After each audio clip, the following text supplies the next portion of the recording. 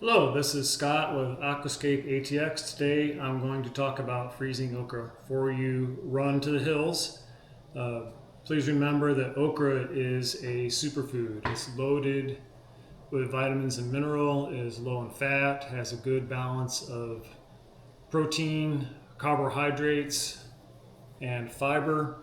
And there's also the slime that's on them. There's a word for it. I'll add it into the video.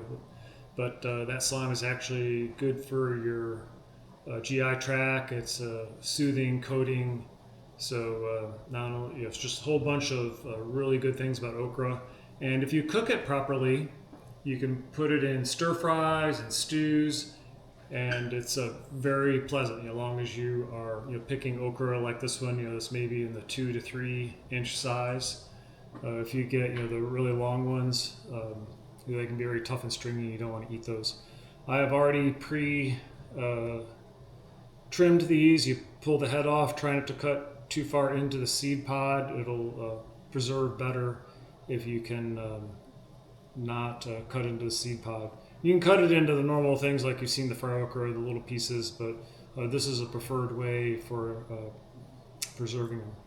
So after you've cut the stems off, like I showed you before, I've already pre-cut that off, and you can see this one just not cutting into the pod. There's probably some here I've cut farther into the pods.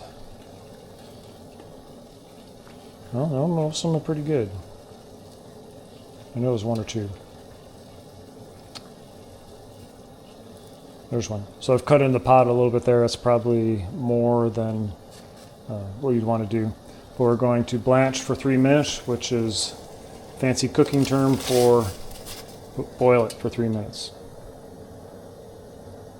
I've added some Italian flat beans as well. There's some, I've had, you don't pay attention, they get kind of, the beans form like this. Those are not ones you want to eat in the pod. Ones you're looking for in the pod would be more flat like this, where the beans have not developed. But the blanching process is fairly the same. So these ones don't freeze in the pod. You can pull these seeds out and cook them like any other bean, but don't do it don't do it whole pod like this, because they get tough and stringy and not very pleasant to eat. So we've blanched for 3 minutes. So now I'm going to drain the hot water off. Then the next step will be putting on ice water. So now we're going to put on ice water. Camera accidentally shut off there, so give it another. So we're basically in a ice bath.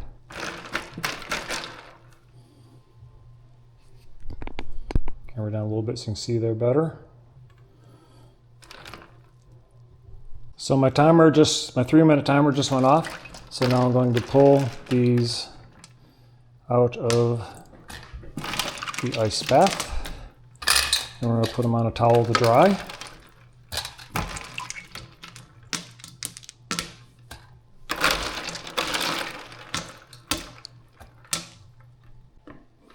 So next step is we're going to set the okra out on a towel.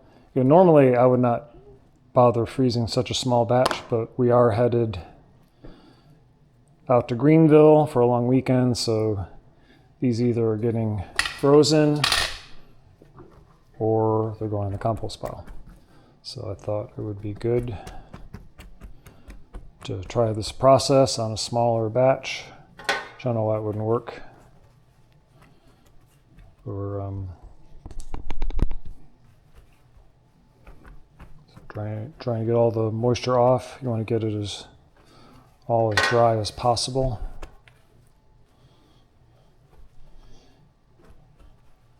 If it's still wet, that's going to end up as frost when you freeze it, and it will suck nutrients and flavor out of your produce when it freezes. Add that frost to it. It's going to just shorten the freeze life. So now that we've done a decent job of drying it off, I'm going to throw it on this shallow pan that we can put into the freezer.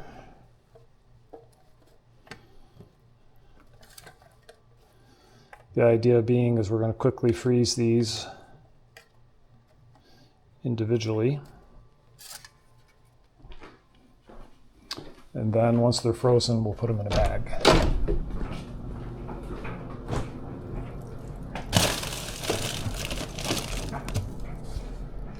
So just stuck at the top of the freezer. We'll check it in a while. So it's been over 3 hours and they all seem frozen solid. But the nice part about this setup is they're frozen in individual pieces. So we can throw them in the bag and label them with the date and throw them in the freezer and then take out as much as we want and not have a one big solid stuck together mess. So if you enjoyed this video, click the like and subscribe. I appreciate the support and you have a good day.